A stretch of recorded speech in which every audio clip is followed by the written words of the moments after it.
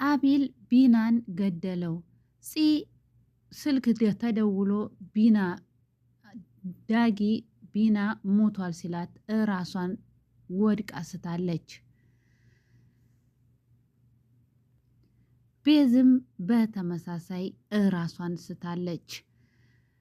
ወይዘሮ ሊሊትም በስቃይ ላይ ትገኛለች። አሰላሙ አለይኩም ወራህመቱላሂ ወበረካቱ። ውድና የተከበራችሁ ቤተሰቦች እንዴት ናችሁ? እንዲሁም ለክርስቲያን ወገኖች ሰላም ጤና ይስጥልኝ ብያለሁ። ላይክ እና ሰብስክራይብ አድርሱ። እንግዲህ ሐረግ ክፍል 88 ላይ መጥቻለሁ። ላይክ እና ሰብስክራይብ አድርሱ ውዶቼ። እንግዲህ እንዳያችሁ ቪዲዮውን በጣም የሚያሳዝንና የሚዘገንን ቪዲዮ ነው። ቢና መሞት የሌለበት ሰውና አስተዋይ ወይም ደግ ሰው ለሁሉ ነገር ቅርብ የሆነ ልጅ ነበር። እንግዲህ ይመስለኛል እኔ በፂ የተነሳ መሰለኝ አቤል ሊገሎ የቻለው። ያ ማለት ፂ አቤል ይወዳታል። እንደገናም ደግሞ ቢና ደግሞ ፂን ይወዳታል። ለመጀመሪያም ደግሞ የተዋወቁት ቢናና ፂና ፂ በታመመችበት ሰዓት በቃ ነገሮችን እንድታስታውስ በማለት ናቲነልና ኢፍራታ ቢንን እንዲቀርባት ተደረገ። በኋላ ከዛ በኋላ አንዳንድ እየተባባሉ በመቀራረብ ብዛት ሁለታቸውም በመፋቀራቸው እዚህ ደረጃ ላይ በደረሱ ጊዜ ዳጊ ደግሞ የአቤል ጓደኛ በነበረበት ሰዓት ዳጊ የፂ ጋር ስለሚግባቡ በዛ የተነሳ አቤል ፂን ተዋወቃት። ከተዋወቁ በኋላ ሁላ ፂን ከፂ ጋር አቤል ፍቅር ይዞታል። ቢናም እንደዛው ተመሳሳይ። ከዛ በኋላ ላይ ሁለታቸውም እንግዲህ ቅሬታ ይመስለኛል ሲገቡ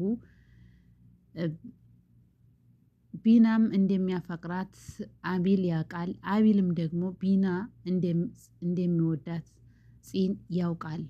ግን ደግሞ አቤልን ፂ አትወደውም ቢናን እንጂ። መጨረሻ ላይ እንግዲህ ቢና በትንሽ ንፋስ ወይም ልዝናና ትንሽ ብሎ በምሽት በወጣ ሰዓት ላይ ከፊት ለፊቱ ፊቱን ሸፍኖ አንድ ሰው መጥቶ ቢናን እገላለሁ ሲል ቢና እንደገና በቦክስ ያንን ሰውዬ በመግደሉ ከኋላው በስተጀርባ ለካ ሰው ይዞ ነበር። ያም እንግዲህ ከቢና ከኋላ መጥቶ አንገቱን ብሎታል። ይሙትም ይኑርም እንግዲህ አይታወቅም። የድራማው ድምቀት ነበር ቢን። ከዛ በኋላ ላይ አቤል ደውሎ ለዳጊ እርምህን አውጣ አጎትህ ሙቷል ብሎ ሲሉት ዳጊም ደግሞ ባለበት ቦታ ላይ ራሱን ሳተ። ዳጊ ለፂ ደውሎ ሲነግራት ፂም እንግዲህ ሰውነቷ ተርበትብቶ አይኗ ፈጧል። እውነት ነው። ማንኛውም ሰው ቢሆን የሚወደውን ሰው ሲያጣ ምን ያድርግ ብላችሁ ነው። ሁሉም ስልካቸውን የፂን ስልክ እየተቀባበሉ ያለ ሁላቸውም የቢኒን ሞቷል የሚለውን ዜና ሰምተዋል። ባይዞይ የቢን መሞት ሁላችንም ያሳዝናል። ጥሩ ሰውና ደግ ሰው ነበረ። በተለይ ለናቲን ቅርብ ጓደኛው ነበር። ናቲን እንግዲህ ጥናቱን ይስጥ ነው የምንለው ማለት ነው። እንደዚህ ሆኖ እያለ ያፌት ታስሮ ነበር። ታስሮ ከፈቷል። ወይዘሮ ሉሊት እየተሰቃየች ትገኛለች። የያፌት ታዛዢ ሉሊትን ጥፍሯን በማውለቅ ባዶዋን አስቀርቷታል። ለያፌት ደውሎ ጥፍሯን እያንዳንዱን ነቅለናቸዋል፣ ታሁን በኋላ ምንም አታመጣም ብሎ ሲለው ያፌትም ጥፍሯን ሳይሆን ምላሷን ነበር መቁረጥ የነበረባት። ወደፊትም ግን ደግሞ ቅርብ ነው እያለ እስር ቤት እየዛተ ይገኛል። ከእስር ቤት ስወጣ አለቃትም። ማን ይህንን እስር ቤት እንዲገባ ያደረገኝን ሰው ተከታትለህ ማጣራት ወይም መድረስ አለብህ እያለ ታዛዡን ያናግረዋል። ታዛዡም ደግሞ አብሽር በቅርቡ ሁሉም ነገር ይሳካል እያለ ያናግረዋል። ወይዘሮ ሉሊት እንግዲህ ሁላቸውም ቤዛም ጺም ናቲም በመደንገጥ ምን ሆነሽ ነው? ማን ነው እንደዚያ ያደረገሽ? እያሉ ሲጠይቋት ሂዳችሁ ልታጋልጡኝና ልታስገድሉኝ ነው ወይ? አልናገርም እያለች ትገኛለች። ኢፍራታ ባልታወቀ ሰዎች ከሚገባ በላይ ብር አግኝታለች። ማንም እንደሰጣትም ደግሞ ኢፍራታ ምንም የምታውቀው ጉዳይ የላትም። ግን ደግሞ ባለፈው ቤዛን ደውላ ብር ግማሽ ብር እንኳን አበድሬ ብላ ስትጠይቃት ከስተጀርባዋ ናቲነል እየሰማ ስለነበረ ምናልባት ናቲነል ይሆናል ተብሎ እየተጠበቀ ይገኛል። ያንን ብር ከመጠን በላይ ያገኘችው በር ተቆርቁሮ ማን ነው ብላ ስትል ማንነቱን ያላወቀውን ሰው ቦርሳው ውስጥ ጥሎላት በሩ ላይ አስቀምጦላት ሲሄድ ያንን ሻንጣ ፈትሻ ስታየው በስተጀርባው ወረቀት ተጠቃሚው ኢፍራታ ያንቺ ነው ብሎ ተጥፎላት ኢፍራታን በመደንገጥ ውይ ብላ እሷም አለች። ይህ ያለ ያፌት ተለቆ ሲመጣ ያት ነበርክ ብላ ስትለው አይ ስራ ነበርኩኝ ብዬሻለሁ እኮ አንዳንድ ጊዜ አመሻለሁኝ ብዬሽ አልነበረም ወይ ብሎ ይላታል። እሷም ደግሞ ይህን ያህል ሰዓት ለምን ቆየህ እያለች ስትል ተነስቶ ወደ ክላሱ ሲሄድ ያንን ብር ሲያየው ያፌት ኢፍራታ ወይ ይህንን ገንዘብ ማን ሰጠሽ ብሎ ሲላት አይ የሰራሁት ነው ማንም አልሰጠኝም ብሎ ባለፈው ስጠይቅህ አብረን ሂደን እንገዛለን ስትለኝ የሰራሁትን አሁን አውጥቼ ነው ያስቀምጨው ነው ብላ ትለዋለች። እንደዛ እኮ አልነበረም እኔ እኮ በጋራሽ እንዳይደብርሽ ወይም እንዳትንገላች ብዬ ነው እንጂ ችግር የለም ለብቻሽ ሄደሽ መትገፈልጊው መግዛት ትችያለሽ እያለ ያፌትም ያናግራታል። ይህ ያለ ላታዛዡ የኢፍራታ እኔ አላማረችኝም እየጠነሰሰችው ወይም ያሰበችው ችግር አለና ቃስ ብለህ ባልታወቀ ኢፍራታ መግቢያና መውጫዋን አጣራልኝ ብሎ ይለዋል። ታዛዡም አብሽሪ አለቃ ችግር የለውም አጣራለሁ ብሎ ይለዋል። ግን ደግሞ ኢፍራታ በማትነቃበት መንገድ ነው ይህንን ያሰበችው ችግርና ተንኮል አለ። እኔም ከዚህ አንተም ተውጭ ሆነን ማጣራት አለብን ብሎ ያፌት ታዛዡን ያናግረዋል። ጽዮን ምግብ ሰርታ ለሉሊት እንጂ ብትላት ሉሊት ደግሞ አልበላም ምን እንዳረግሽው አውቃለሁኝና ለምን እበላለሁ ብላ ትላታለች።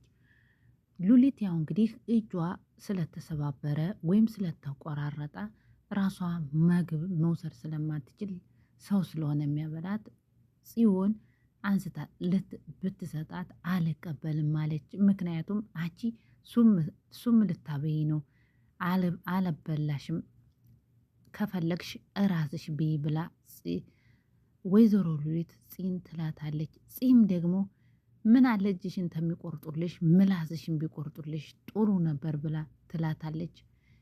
ወይዘሮ ሉሊትም አንቺ ጥሩ እንዴት አታስቢም? ምን አረኩሽ? ለራስሽ ያርግልሽ አቦ እያለች ወይዘሮ ሉሊትም በተኛችበት አመሏ አለቀቃትም። ጺም እንግዲህ ተበላሽ ቢ ነግሬሻለሁኝ ላዚም መብላት አለብሽ አለበለዛ የሚሰጥሽም የለም እያለይ ትቆጣ ጀመር ሉሊትን። ሉሊት መጀመሪያ አንቺ ታልበላሽ እኔ አልቀምስም አንቺ መድኃኒት አርገሽበት ይሆናል ብላ ትላታለች። ጽዮን በመናደድ በቃ ተይው ታልፈለግሽ እራሴ በላዋለሁ ብላ ስትበላው ሉሊት አይን ትመለከት ጀመር። ቤዛም ምን ሆናችሁ ነው እናንተ ሰዎች ሁሉ ጊዜ ንትርክና ጭቅጭቅ ምንድን ነው እያለች ቤዛም ትኩር ብላ በማየት ተገረመች። ከዛ በኋላ ላይ ሉሊትም በመናደድ ያን የሰራችው ምግብ በመብላቷ አቶ ሉሊት ምን አለ አፌን አሳርፌ በልቼው በሆን በጣም ይጥማል ማለት ነው እያለች ሉሊት እንደገና ልዳማ ላይ ትገኛለች። ናቲነል መጥቶ ቤዝ ምንድን ነው ይሄ ቤት ብላ ስትላቸው እንዴ ምን ነው ሁል ጊዜ ነገር በሚላችሁ እኛ ነገረኞች ነን እያሉ ሁላቸው ንትርክ ሲጀምሩ ናቲኔል ቤዝ ወለኪዳ በዛም አለ በዝም አለ አንቺ እራስሽን ጠብቂ ይላታል። ቤዝም ናቲ እኮ እንደዛ አይደለም ብላ ስትለው አይ ቤዝ ማብራራት አያስፈልግም አንቺ ብቻ እራስሽን ጠብቂ ይላታል። ፂ ተነስታ ሉሊት ሶፋ ላይ ተኝተሽ እኮ ዋልሽበት አድርሽበት ለምንድን ነው ወደ ላይ የማትወጩ ብላ ሉሊትን ትታናገራት። ሉሊት ደግሞ ያሰብሽው ነገር አለ ይህ ነገር እላይ ወተሽ ልትገልኝ አስበሽ ነው እንጂ ለእኔ ያዘንሽ አይመስልኝም፣ ግን ስትናገሪ ያዘንሽ ትመስያለሽ ብላ ሉሊት ትላታለች። የምታስቢው ተንኮል እኮ ይገባኛል ብላ ስትል ጽዮም እይዋ እንደዛ ከሆነማ ጥሩ አስታወሽኝ፣ አንቺ እኮ የልብ ምት ሳይቀር ነው የምታውቂው ብላ ትላታለች። ያፌት እስር ቤት በሆነ ሰዓት የአክስቱ ልጅ ሄዶ ይጠይቀዋል። ያፌትን በመናደድ ለምን መጣ ሲለው የአክስቱ ልጅ ልጠይቅ ነዋ፣ እንዴት ነው እስር ቤቱ ይመቻል ወይ ብሎ ሲለው ዛሬ እወጣለሁ፣ ምን አባክንስ እዚህ ካመጣ አሁን ያሰብከውና ያቀርከው ነገር አለ፣ ምን አዲስ ነገር አለ ብሎ ያፌት ይጠይቀዋል። የአክስቱን ልጅ ደግሞም እኮ አምሮብሻል፣ ጭራሽ እኮ እስር ቤት ያለሽ ማመስልም እያለ ያፌት የአክስቱ ልጅ ሙድ ይይዝበታል በያፌት ላይ። እዚህ የመጣሁት እስር ቤትን ብትሆን የሆነ ነገር ልታረግልኝ ነው የመጣሁት ብሎ ይለዋል። ያፌትም በል ወደዛ ሂድ፣ እቤትህ አርፈህ ሂድ ብሎ ያናግራል። ከእስር ቤት ስወጣ እናወራለን ብሎ ሲለው የአክስቱም ደንግቶ እንዴት ልትፈታ ነው እንዴ? አንተ እስር ቤት የገባኸው ዘመር ጥየቃ ነው ወይ ብሎ ይለዋል። ያፌትም ለሻይና ለቡና ነው የገባሁት ብሎ ምን ነው ብሎ ይላል። ቶሎ ተፈታ፣ ያችን ቆንጅየዋን ባለቤትን ከናታል ጎን ነው የምታገኛት፣ እስር ቤት ተቆየክ ብሎ ያፌትም በማናደድ ይጀምራል። ያፌትም በመናደድ አንተ ጭልፋ ፊት ስማኝማ አለቅም ከዚህ ልውጣ እንጂ እያለ በዛ ላይ እንግዲህ ያፌትም ከእስር ቤት በወጥቶ ይሄዳል። ይህኛውም ልጅ እንግዲህ ቢናን ለመግደል ይጓዛል ማለት ነው። በዚህ ላይ ቪዲዮአቸው አልቋል። በሌላ ቪዲዮ እስከምንገናኝ ሰላም አለይኩም ወራህመቱላሂ ወበረካቱ። ላይክ እና ሰብስክራይብ አትርሱ። እናመሰግናለን።